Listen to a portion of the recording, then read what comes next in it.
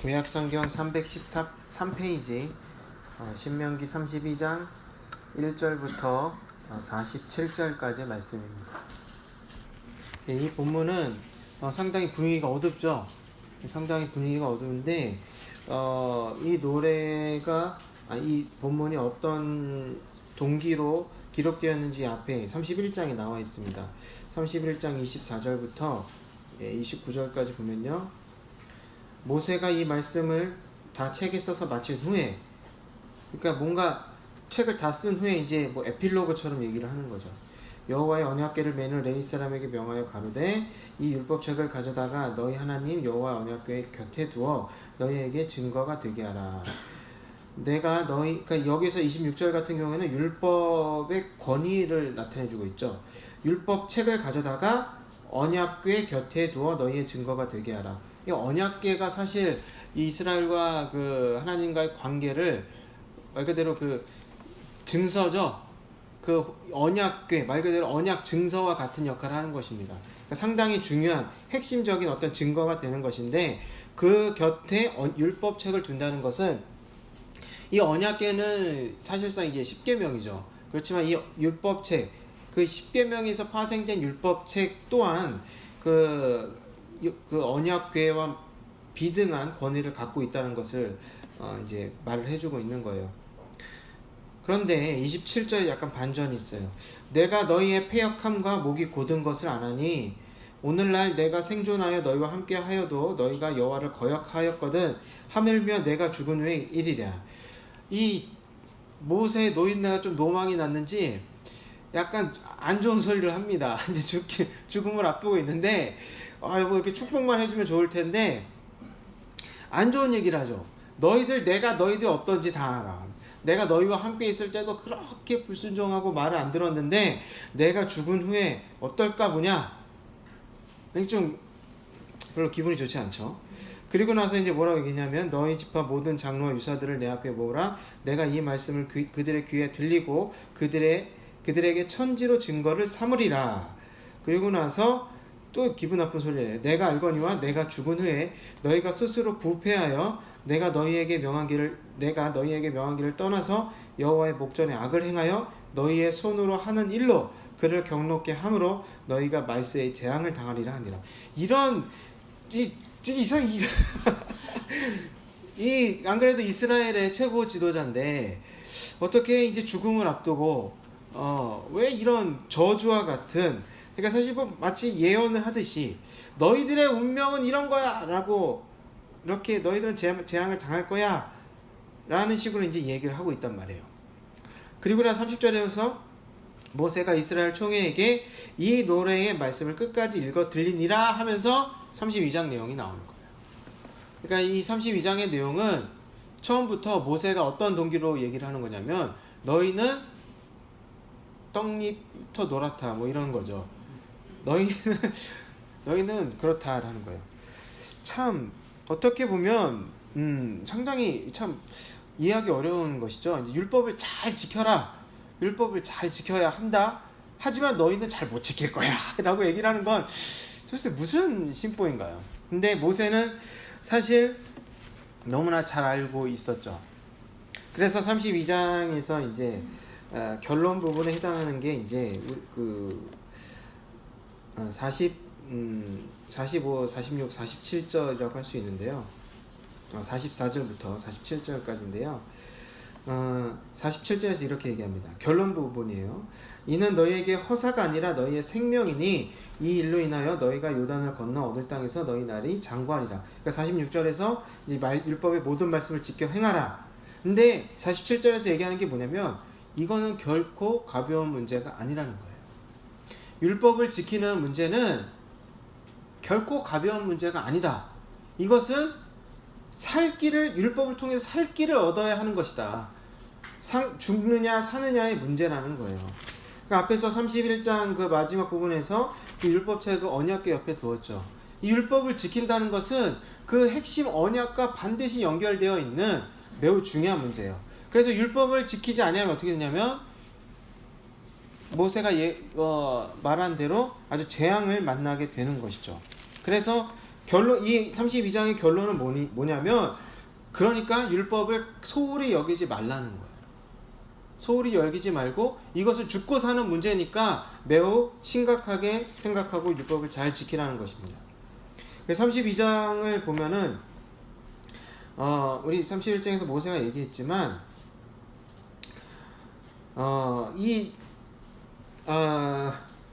상당히 이스라엘에 대해서 부정적으로 얘기를 하고 있어요. 그 모세도 얘기했고, 그리고 5절 같은 경우에 그들이 여호와를 향하여 악을 행하니 하나님의 자녀가 아니요 흠이 있는 사곡한 종류로다 라고 얘기를 하죠. 그러니까 우리가 이 신명기가 포로기 이후에 이 편집된 형태를 우리가 읽는다고 봤을 때, 이것은 어떻게 이해할 수 있냐면, 이스라엘이 악하다, 이스라엘은 뭐 막말로 떡잎부터 노랗다, 패역한 백성이다, 불순종하는 백성이다, 이렇게 단정적으로 얘기할 수 있는 까닭은 이미 그들의 역사가 증거해주고 있기 때문인 거죠. 앞에서 모세도 얘기했지만, 모세도 그냥 하는 소리가 아니라 증거가 있는 거예요. 이스라엘이 그동안 어떻게 살아왔는지, 하나님 말씀에 어떻게 반응했는지 알고 있는 거예요. 그리고 포로기 이후의 사람들이 이 말씀을, 모세의 말씀을 들었을 때 어떻게 이해할 수 있는 겁니까? 그들의 조상은 약속의 땅에 살았죠. 하나님께서 세워주시고 함께 해주셨죠. 하나님께서 임재해 주시는 말 그대로 눈에 보이는 하나님의 나라였어요.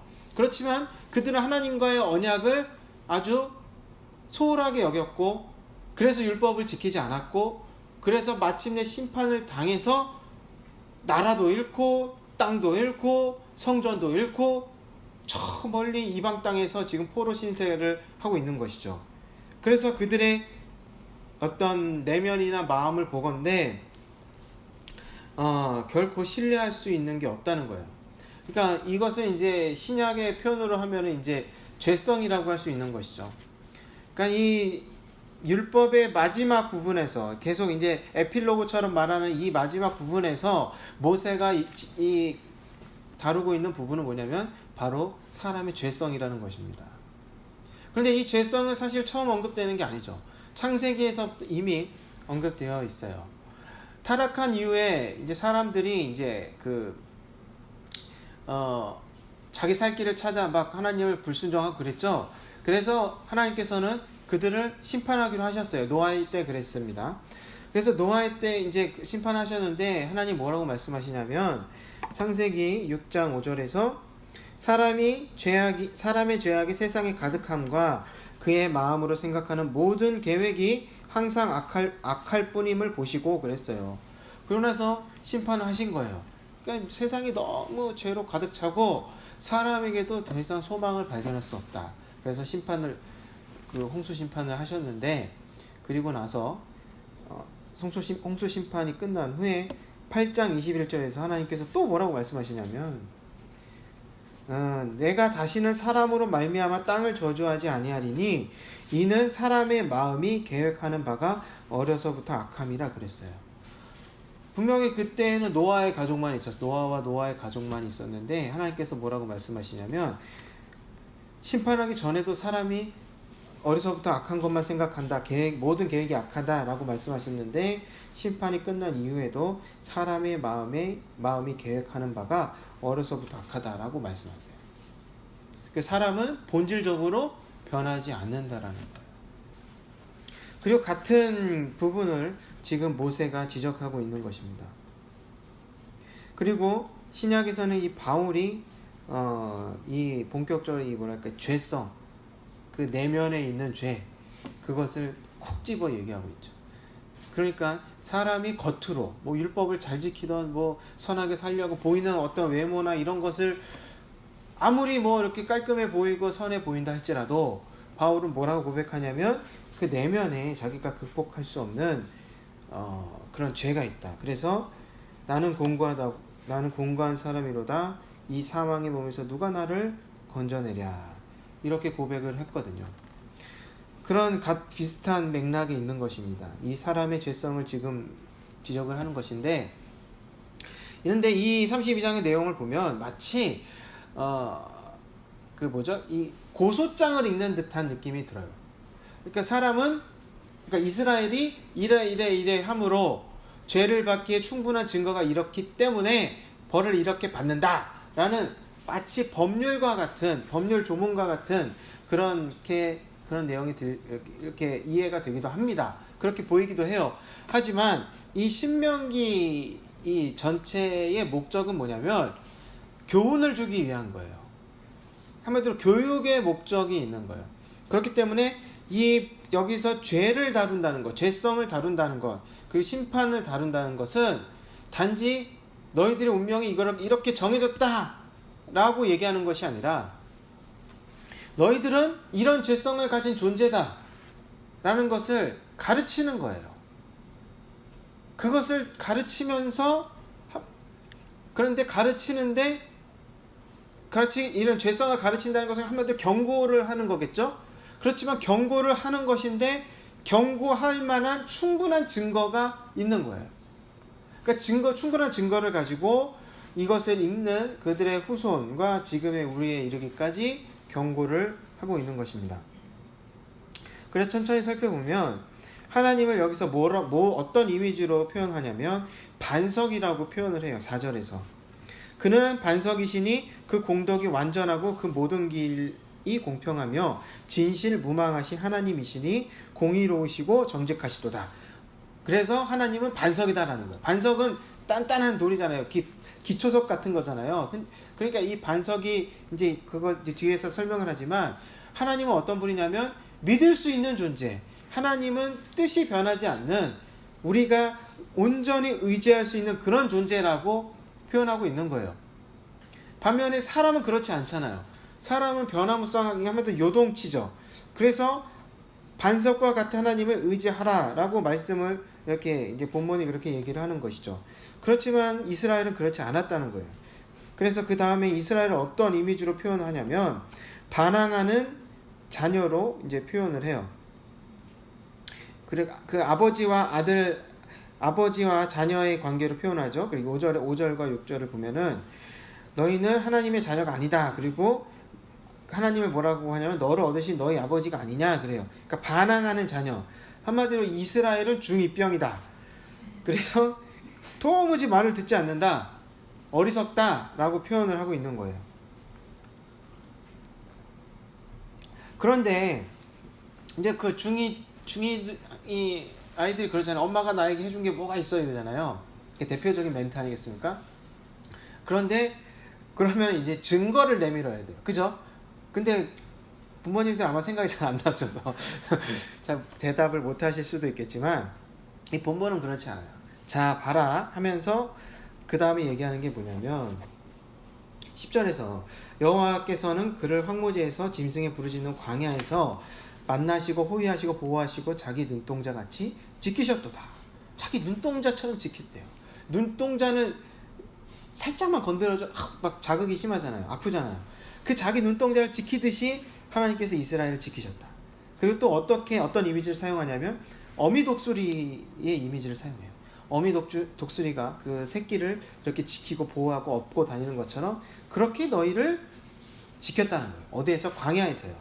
그리고 13절에 보면은 약속의 땅을 주셨는데 그 땅은 어떤 땅이냐면 아주 비옥한 땅이라는 거예요. 말 그대로 젖과 꿀이 흐르는 땅. 그런 땅을 주셨다는 거예요. 그러니까 나에게 해준 게 뭐가 있어? 라고 말할 수가 없는 거죠. 하나님은 전에도 다룬 적이 있는데 은혜를 먼저 주세요. 그러니까 이스라엘에게 은혜를 먼저 주셨어요. 이미 다 주셨어요. 필요한 걸 다 주시고 그리고 그것에 대한 순종의 반응, 언약에 충실하는 그런 반응을 요구하시는 거죠. 그런데 그렇게 하지 못했다라는 거예요. 그러면 그들이 결정적으로 하나님께 불순종했던 것은 무엇인가? 그게 바로 12절이에요. 여호와께서 홀로 그들을 인도하셨고 함께한 다른 신이 없었도다. 10절과 11절은 광야에서 하나님께서 보호해 주신 것. 그리고 13절부터 14절은 약속의 땅 가나안에서 하나님께서 그들을 보호해 주시고 양육하신 것.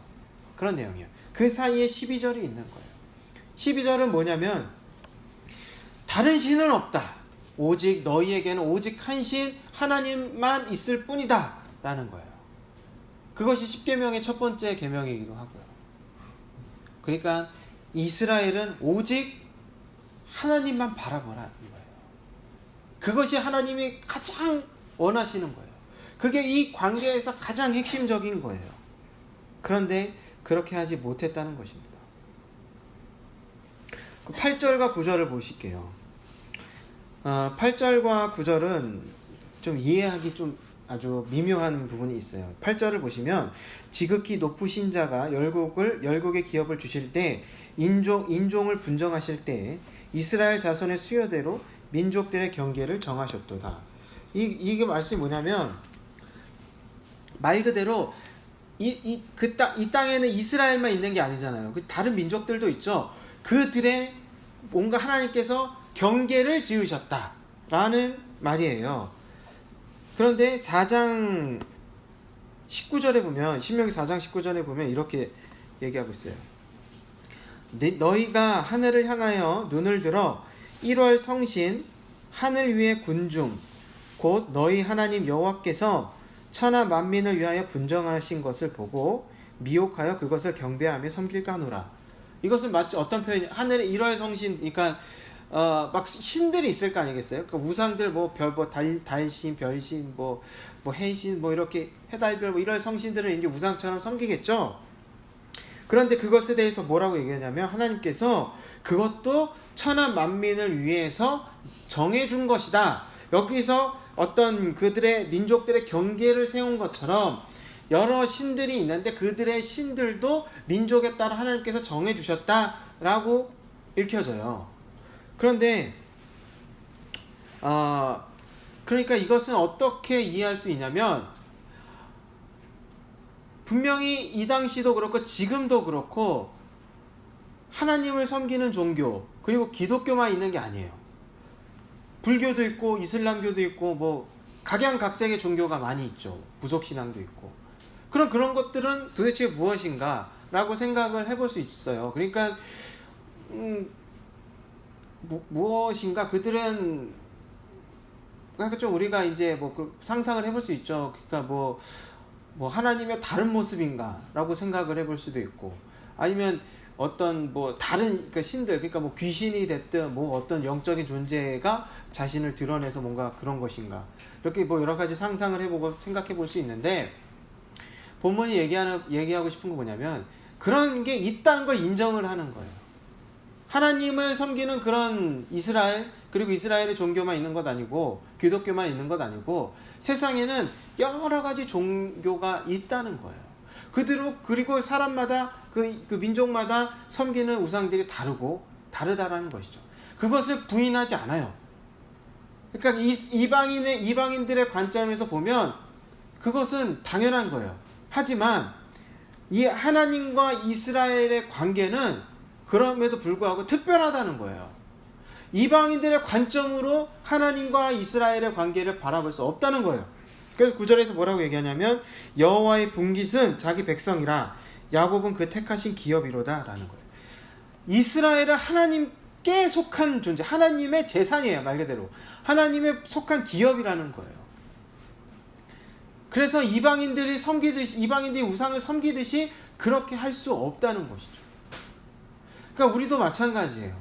아니 기독교가 틀리면 다른 종교를 간다든지 개신교가 틀리면 천주교로 간다든지 이럴 수도 있는 거 아닙니까? 사실 종교가 다 거기서 거기 아닌가요? 라는 생각을 할 수도 있죠. 어떤 고등 종교인든 간에 도덕적으로 착하게 살려고 그러고 그러죠. 그리고 구원의 길이 이렇게 나름대로 있고 신과 함께라는 영화를 보니까 귀인은 환생을 할 수도 있고 그죠? 여러 가지 구원의 길이 있고 그러잖아요. 그런 것을 부인하는 게 아니에요. 그렇지만 그것을 이방인의 관점에서는 존중할 수 있고 그래서 존중해야 되죠. 우리가 이방인의 관점을 본다면. 그러니까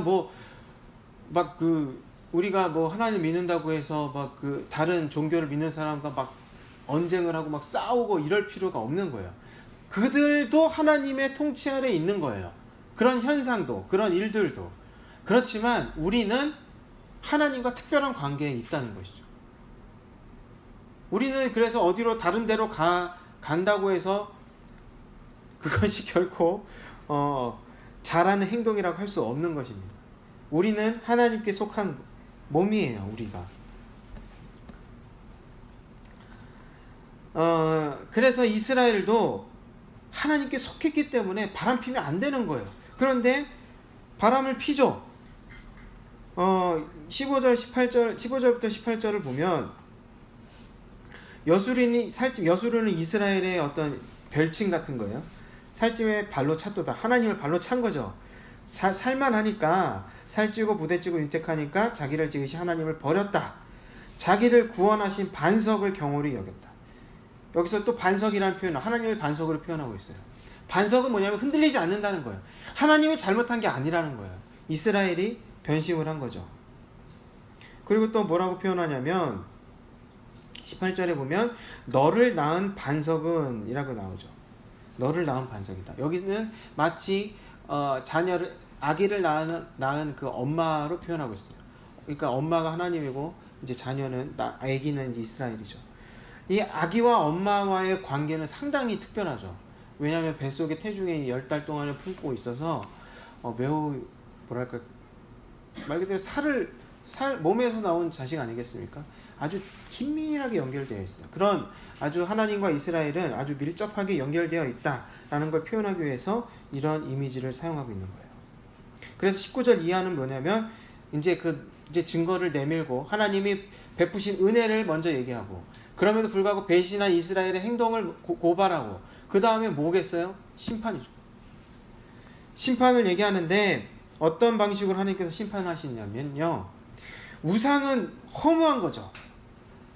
하나님의 입장에서 보면 우상은 허상이에요. 그런데 그 허상을 쫓아가서 하나님의 질투를 유발시키고 하나님을 속상하게 했단 말이에요. 그래서 하나님은 똑같은 방식으로 심판하시는 거예요. 이스라엘은 하나님에게 소중한 존재예요. 그에 비해서 이방인들은 하나님에게 그렇게 소중한 존재가 아니죠. 그런데 이스라엘이 아무것도 아닌 우상을 쫓아갔듯이 하나님에게도 이스라엘보다 더 아무것도 아닌 그 이방인들을 들어서 이스라엘을 심판하시는 거예요. 근데 그것은 어떤 방식으로 이제 어떻게 표현되냐면 전쟁으로 표현이 되는 거예요. 그래서 완전히 너희를 아주 흠씬 그냥 고통을 주겠다. 심판을 하겠다. 그런데 여기서 반전이 일어나는데 그것은 뭐냐면 26절에서 내가 그들을 흩어서 인간에서 그 기억이 끊어지게 하리라 하였다마는 완전히 이 세상에서 이스라엘을 없애버리려고 했는데 딱 거기서 멈추시는 거예요. 하나님께서.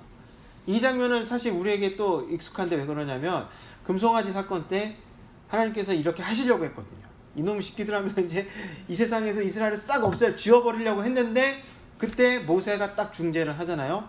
그때 모세가 중재를 하면서 하나님께 주장했던 것 중에 하나가 뭐냐면 하나님의 명예에 관한 이야기였어요. 하나님, 아니 고생해서 이스라엘을 그 애굽에서 광야까지 이끌어냈는데 여기서 이스라엘을 싹 전멸시켜버리면 다른 이방인들이 아니 그 참 하나님이라는 신은 이상하대. 그 애굽을 쑥대밭을 만들어 놓고 광야로 이끌어놔서 여기 데리고 나와서 다 죽여버리대. 그거 참 이상하다 이렇게 생각하지 않겠어요? 그런 거예요. 그래서 같은 거예요. 대적이 격동할까 함 염려하다. 원수가 오해한다는 거예요. 그 하나님의 도구로 사용된 그 이방인들이 오해할 수 있다. 뭐라고? 자기의 능력이 뛰어나서 우리가 이스라엘을 이렇게 짓밟았다라고 생각할 수 있다는 거예요. 이것은 어떤 문제냐면 하나님의 명예와 관련된 문제예요. 하나님은 그 도구로 사용된 그 이방인들, 악인들이 그 자기가 우쭐해지는, 오해하는 하나님을 그래서 뭐야 하나님의 신, 그 하나님이라는 신은 별거 아니네, 또 이상한 신이네, 이런 오해를 하도록 두지 않는다라는 거예요. 그래서 완전히 멸망시키지 않는다는 것이죠. 그리고 나서 이게 사실 말이죠. 심판과 구원은 동전의 양면이거든요. 이렇게 심판을 아주 엄청난 심판을 받아요. 그러면 그와 동시에 뭐가 일어나냐면 바로 구원이 그러니까 회복이 시작이 되는 거예요. 그래서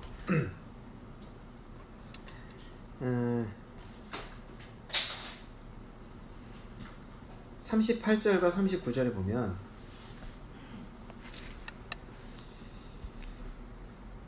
그들의 희생의 고기를 먹던 것들, 전제의 술을 마시던 것들로 일어나서 너희를 돕게 하라. 너희의 보장이 되게 하라. 이제는 나 곧 내가 그인 줄 나와 함께하는 신이 없도다. 내가 죽이기도 하며 살리기도 하며 상하기도 하며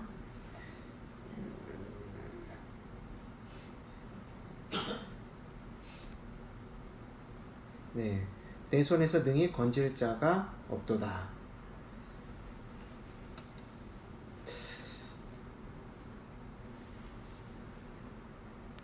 네, 그러니까 이게 무슨 말씀이냐면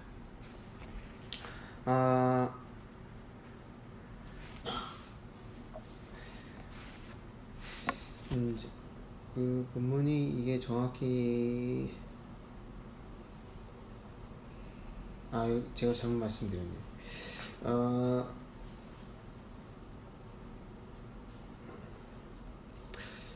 제가 좀 헷갈렸는데 이 본문이 이 부분에서 회복에 대한 내용이 뭐냐면 이 결국에는 하나님께서 이 심판을 하시지만 회복이 시작이 되는데 그 회복의 시작은 어디서부터 시작이 되냐면